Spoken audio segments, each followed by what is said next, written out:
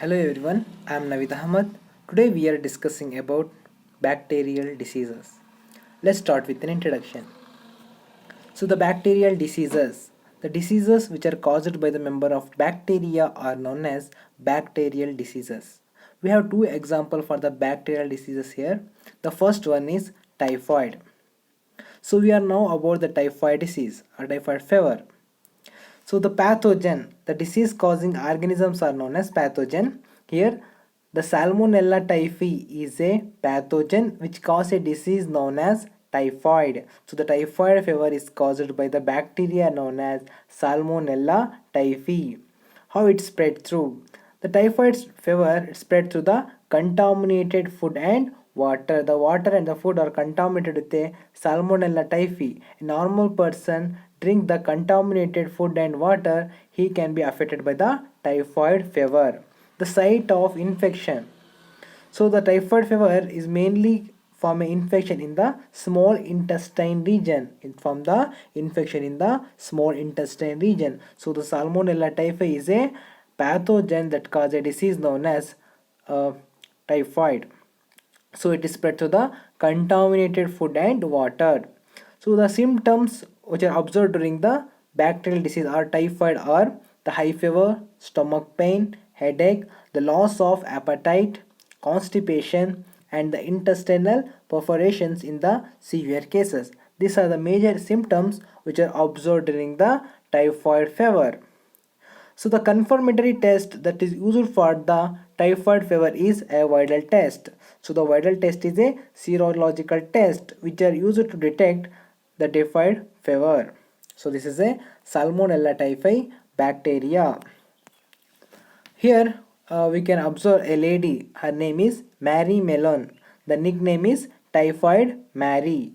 She is a cook by its profession, and she has transmitted a disease known as typhoid. So she is a carrier of typhoid fever, and he transmitted diseases to several people. Then here we can observe how typhoid Salmonella typhi bacteria affect our health.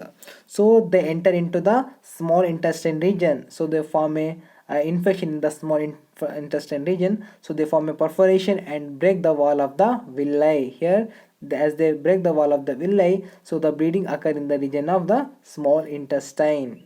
Okay, so after that they enter into the Peyer's patches.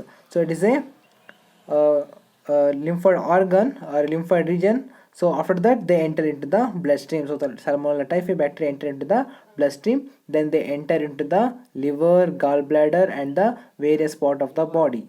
So they continue to affect the small intestine region and cause bleeding. So it's a difficulty in digesting the food during the typhoid fever. So in this video we can easily observe how the typhoid fever affect our health. So they form a breaking the wall of the villi, then enter into the lymphoid region, that is Peyer's patches. So the bleeding occur in the small intestine region. Then they enter into the Peyer's patches, then enter into the bloodstream. Through the bloodstream, they are moved into the various parts of the body. The second one is pneumonia.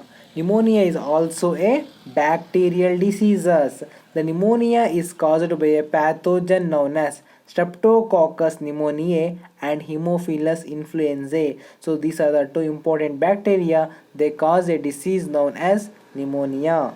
So it spread through droplets and aerosols released from the infected person, sharing the glasses and the utensils. By sharing the glasses and utensil and the droplets aerosols released from the infected person, by this they can be easily transmitted from one person to another person. The site of infection. The alveoli are the major these are the important sites for the pneumonia.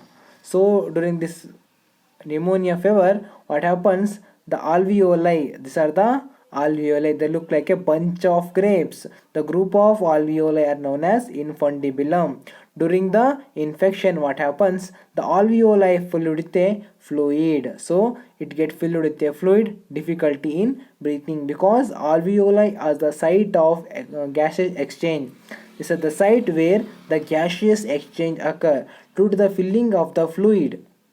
So there's a difficulty in exchange of gases in this region. So the symptoms the symptoms of the pneumonia are fever, chills, cough, headache, lips and nails become gray in severe cases. Because the lips and nails become gray because there is a difficulty in respiration, so oxygen is not enter and distributed into the body, so the lips and nails become gray.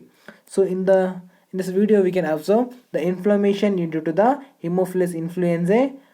And in the infundibulum region, what happened, you can observe here, it's a alveoli. So the function of the alveoli is to take oxygen and release the carbon dioxide. Here the oxygen enter into the bloodstream and the carbon dioxide will move into the alveoli, then into the outside of the body. So the normal process. Due to the inflammation, the fluid is filled.